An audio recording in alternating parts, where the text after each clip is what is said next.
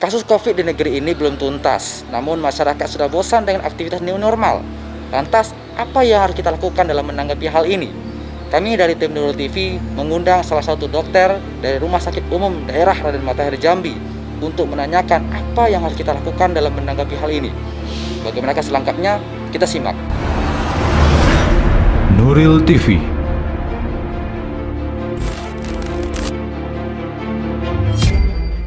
Assalamualaikum keluarga yang ada di rumah. Salam kenal, nama saya Rena Oktaviani sebagai moderator pada hari ini. Dan di sebelah saya ada ibu cantik yaitu Dr. Rinda. Assalamualaikum Bu. Waalaikumsalam warahmatullahi wabarakatuh.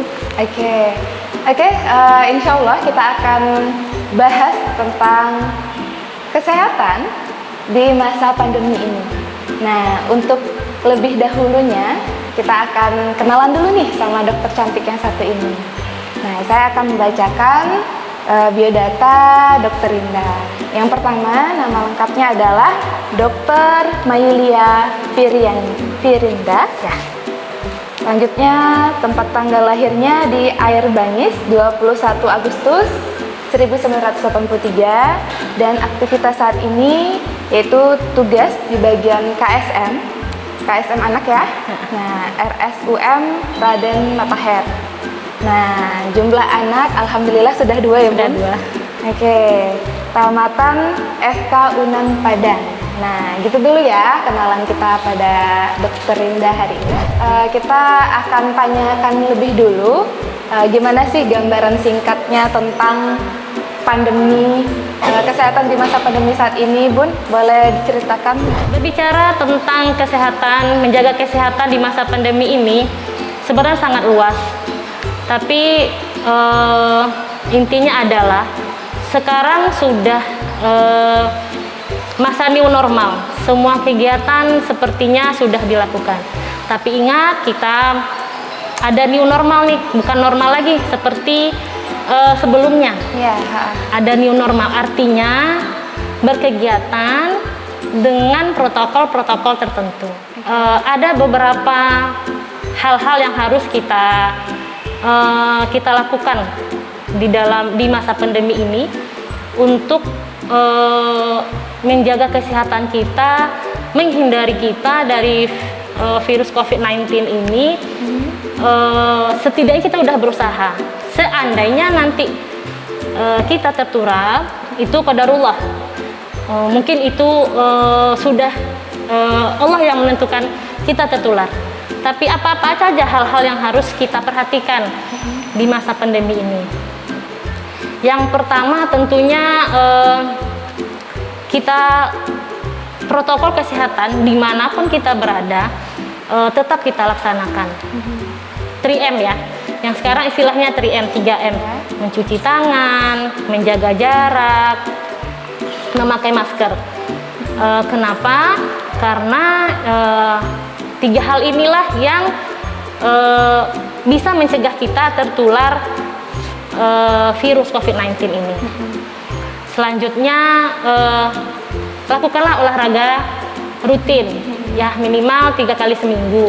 Nggak perlu kita olahraga keluar, nggak perlu. Kayaknya kita bisa melaksanakan olahraga di rumah. Seperti mungkin ibu-ibu bisa yoga, ikutin anak-anak kita nih yang lagi daring. Sekarang kan masa-masanya medsos, apapun bisa kita cari di sana. Tidak perlu olahraga yang berat, tapi olahraga yang bisa meningkatkan atau mempertahankan imunitas tubuh kita.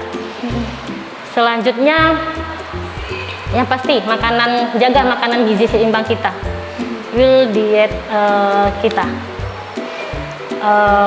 Gizi seimbang mungkin semua sudah tahu, bukan saja dari buah-buahan, sayur-sayuran, tapi lengkap seimbang dari karbohidratnya, proteinnya, lemaknya, kandungan mineral semuanya ada di sana. Vitaminnya jangan lupa.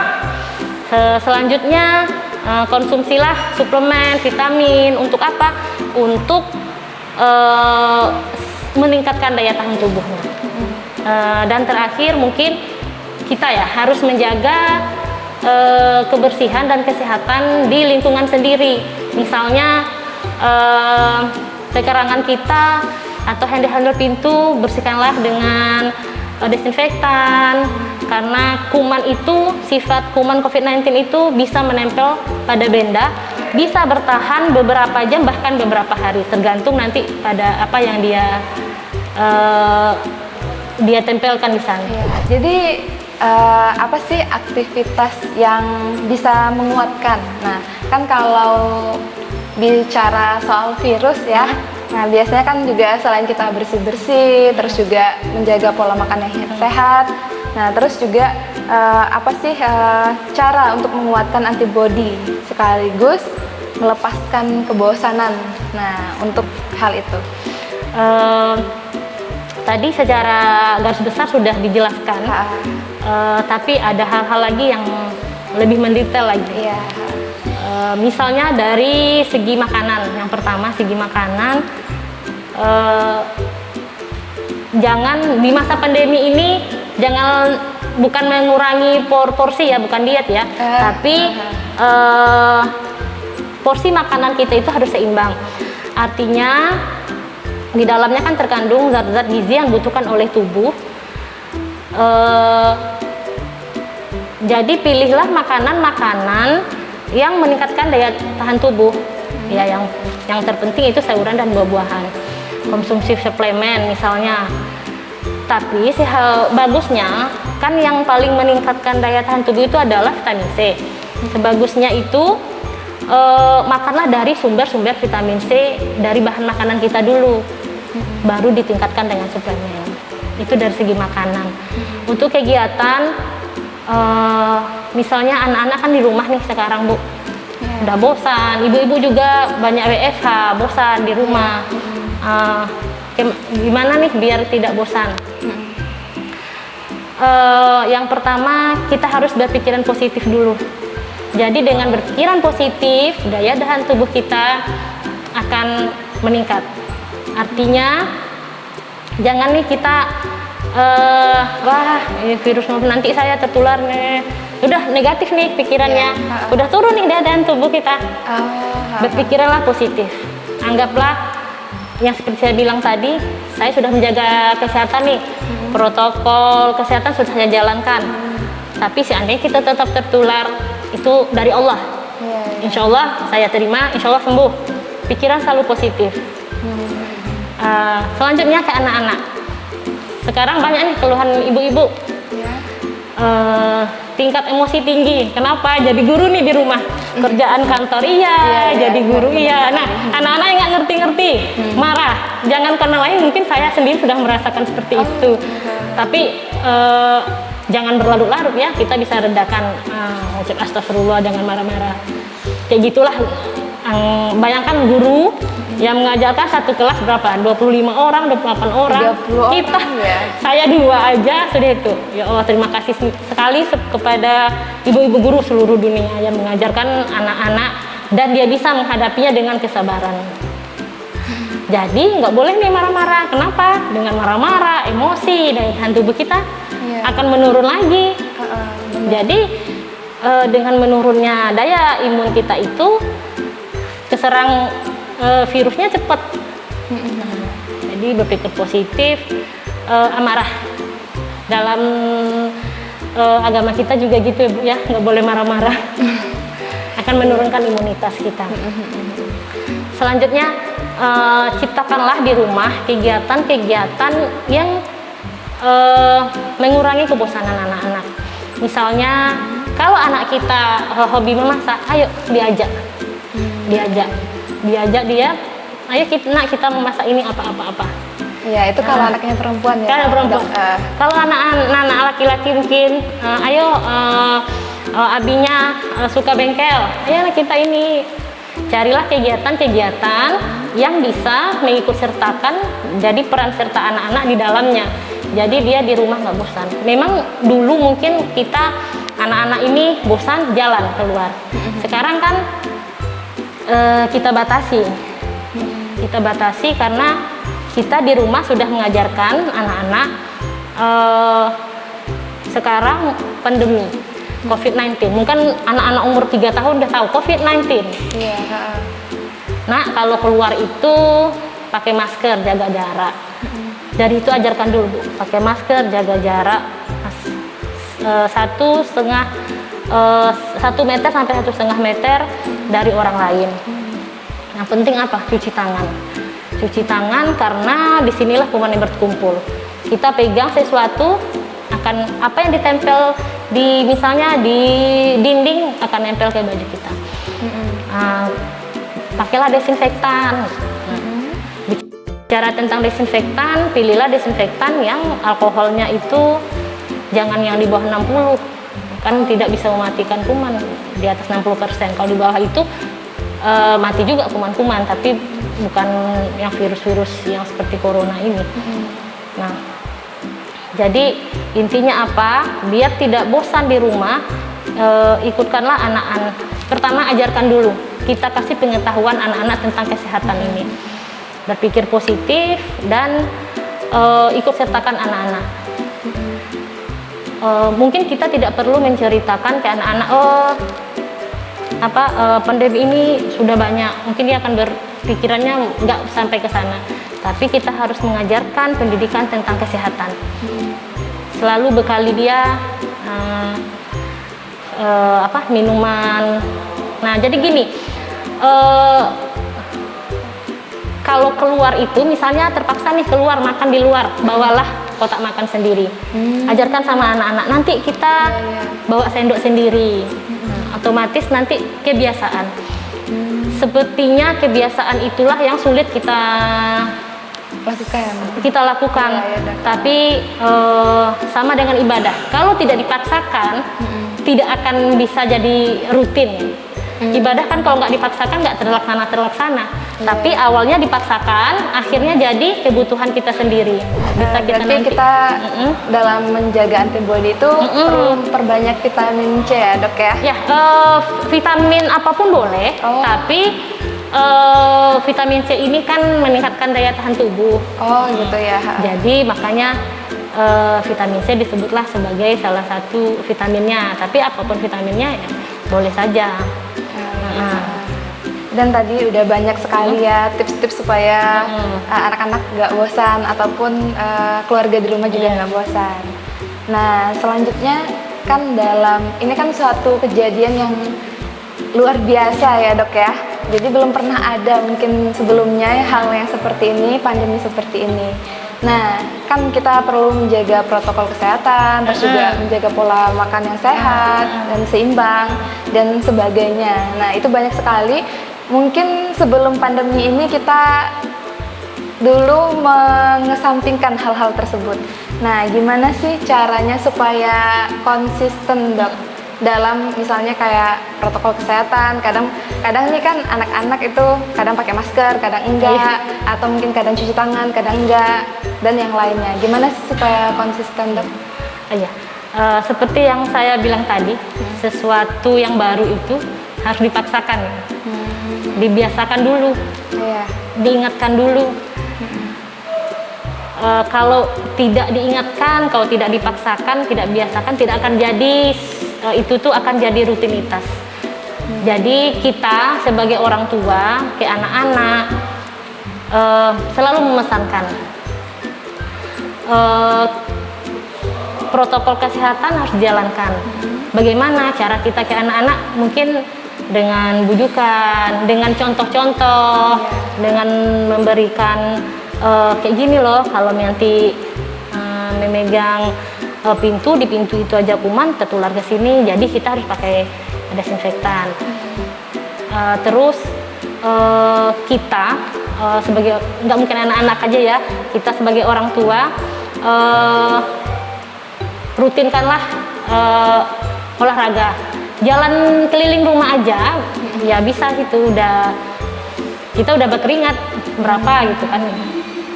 Nah, kemudian itu tadi yang pertama dari diri kita sendiri itu dulu, berpikiran positif, harus konsisten nih melaksanakan protokol-protokol kesehatan ini, walaupun kadang-kadang kita lupa. Awal-awal nggak apa-apa lupa, tapi lama-lama kita harus konsisten. Jadi dari rumah untuk menyiapkan hal-hal yang seperti itu, seperti lebih banyak ibu-ibu ya. Selalu kalau sudah terbiasa itu kayaknya mau keluar itu ambil masker. Jadi kita udah nyiapin nih. Ini masker yang dulu tidak pernah di rumah ada masker. Sudah ada masker, sudah ada hand sanitizer. Kalau ke rumah pesannya Hardingat, nanti nak kalau ini ketemu ini jarak segini, jangan bersalaman. Nah, pertama. Yang kedua,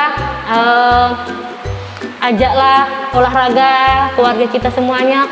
Mungkin kalau bosan kita rumah boleh. Sekarang lagi musim goes ya Bu ya. Iya. Musim goes, boleh goes biar nggak bosan. Kan kalau di rumah bosan. Nah, ajaklah goes, tetap dengan protokol kesehatan. Jadi rutinkan nanti dalam seminggu itu 3 kali kita bikin jadwal biar kita konsisten nih. Kemudian untuk makanan kita yang menyiapkan di rumah itu benar-benar kalau bisa ya dari rumah. Ya makanan di rumah jadi benar-benar terjaga kebersihannya. Tapi kalaupun beli di luar tetap kita tempatnya dibuka dulu, dicuci dulu tempatnya baru kita buka. Kita beli online biasanya Bu ya. Karena apa? Kuman itu akan nempel di kemasan makanan itu. Karena sifat kuman itu akan nempel ya beberapa jam sampai berapa hari dia bisa. Kertas itu lama nempelnya. Jadi biar kita konsisten bikinlah jadwal atau peraturan-peraturan dari rumah dulu. Peraturan-peraturan untuk protokol kesehatan. Jadi dengan adanya peraturan itu, adanya konsisten kita mengerjakan, adanya jadwal yang kita bikin, insya Allah kita akan konsisten melaksanakan protokol kesehatan ini. Yang utamanya adalah dari orang tua dulu, baru ke anak-anaknya nanti. Oh iya. Berarti dimulai dari orang tua yang paham. Iya, yang paham. Ya, karena anak-anak kita harus memberi pengajaran dulu nih tentang ini. Dengan kebiasaan itu mungkin 2 bulan, 3 bulan itu akan biasa. Mau keluar masker dulu. Masker dulu. Sudah terbentuk habit. Pulang dari luar, ayo mandi. Itu sudah akan jadi kebiasaan. Insya Allah itu akan jadi kebiasaan kita untuk ke depan. Mudah-mudahan selesai pandemi ini selesai, kita tidak ada lagi dalam ada protokol-protokol yang harus kita lakukan. Jadi memang kalau dari luar silahkan mandi pulang, bikinlah jadwal, bikinlah peraturan-peraturan. Jadi konsisten akhirnya kita mengerjakannya itu. Oke, insya Allah konsisten. Dengan usaha-usaha. Dengan usaha-usaha tadi. Kalau tidak akan jalan-jalan. Iya, kalau nggak dicoba. Nggak akan konsisten. Iya, yang penting dicoba dulu ya. Dan dicontohkan. Anak kami contohkan orang tuanya. Kalau dalam dunia COVID gitu ya, Dok ya, kan ada nih isu-isu tentang vaksin. Nah, kita beralih ke sana dulu. Nah, apa aja sih polemik yang ada tentang vaksin COVID-19 ini, Dok? Jadi vaksin, sebenarnya kalau vaksin saya tidak bisa berbicara banyak ya, Bu Reni. Karena apa? Vaksin itu sekarang masih tahap uji, kalau nggak salah tahap uji klinis yang ketiga. Kemudian lagi diuji di MUI. Jadi kita sama-sama menunggu nih, bolehkah beredar vaksin ini setelah uji klinis? Karena vaksin itu untuk memberikannya ke masyarakat itu tidak main-main sebenarnya. Pasti udah ada uji klinisnya dan ada beberapa tahap. Setelah selesai uji klinis nanti akan diserahkan ke MUI halal tidak halalnya. Nah, mari sama-sama kita tunggu untuk vaksinnya. Kalau memang seandainya dua-duanya sudah, kita tunggu MUI juga udah halal. Kalau vaksin, kita akan vaksin. Sudah. Tapi kan semuanya dikajinya mungkin tidak sebentar ya, kajian vaksin itu.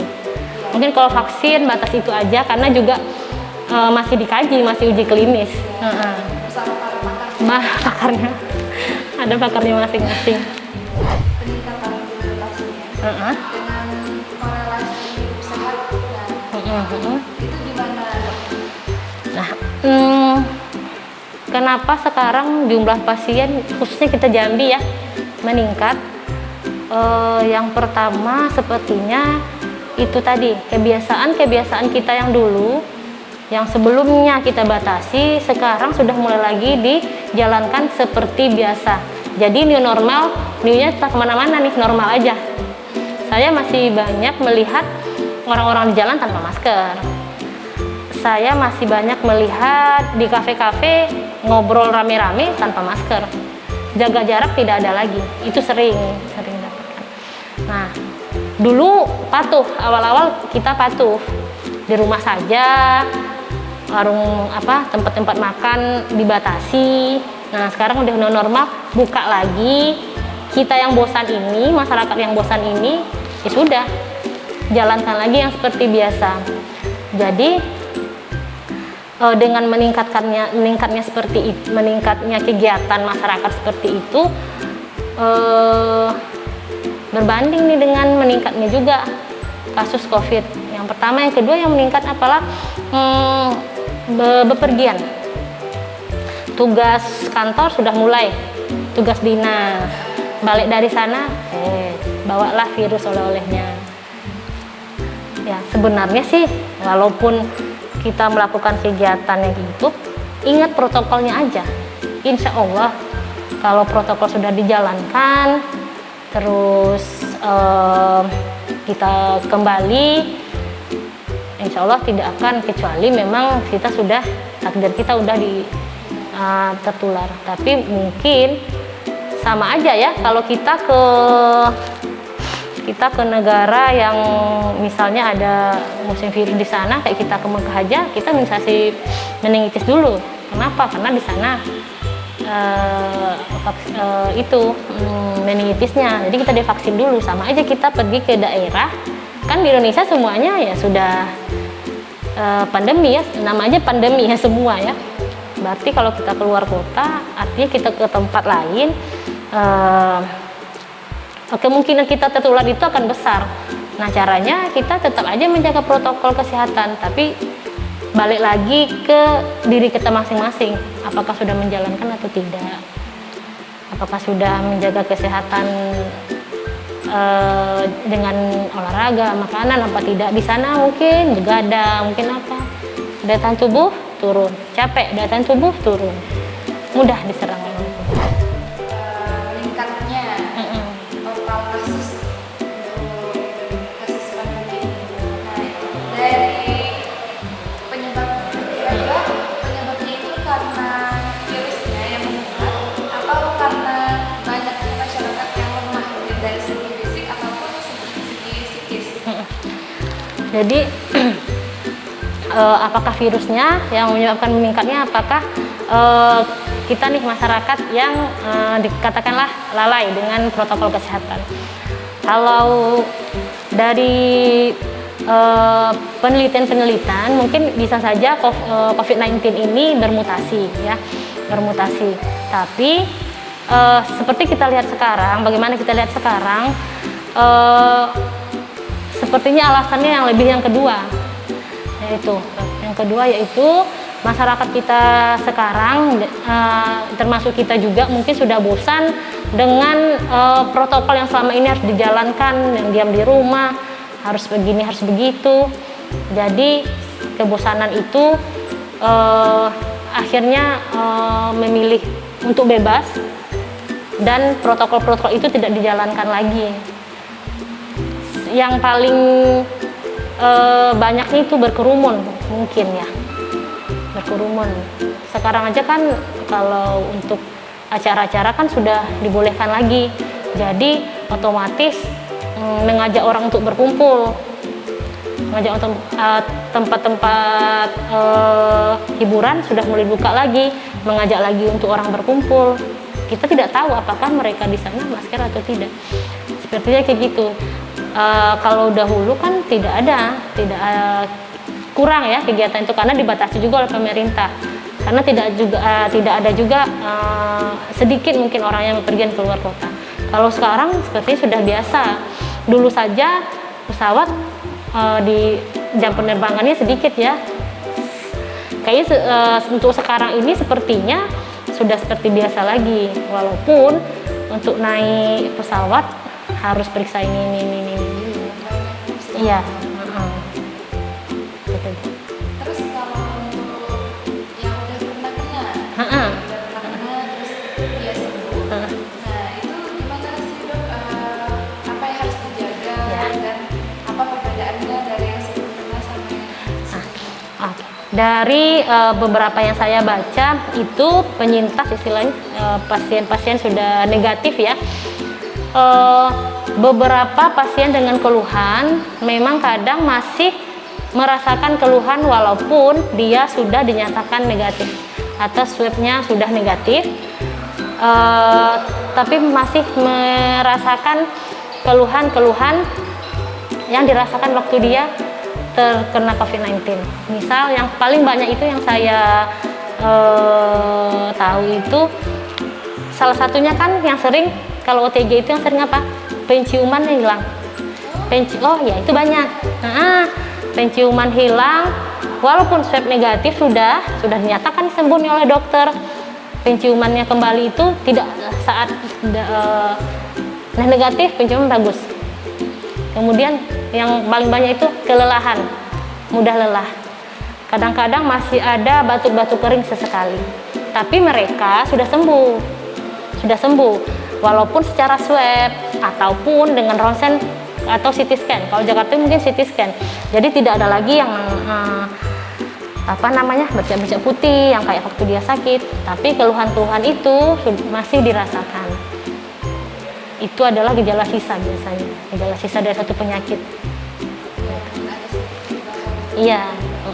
Tapi kalau di Jambi ini saya lihat kalau OTG itu kalau udah sembuh mereka setelah isolasi 2 minggu bekerja seperti biasa. Itu yang banyaknya kita jangan mengucilkan orang-orang yang sudah terkena COVID-19 karena mereka belum tahu kita juga akan kena dan mereka kan sudah dinyatakan sembuh. Mari kita rangkul lagi bersama-sama dengan tetap satu menjaga protokol kesehatan.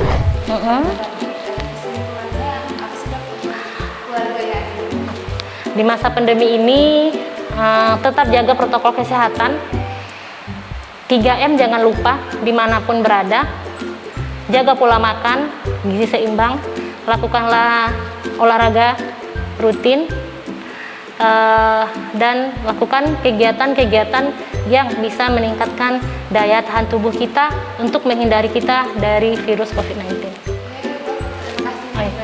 Sama-sama Ibu Reni.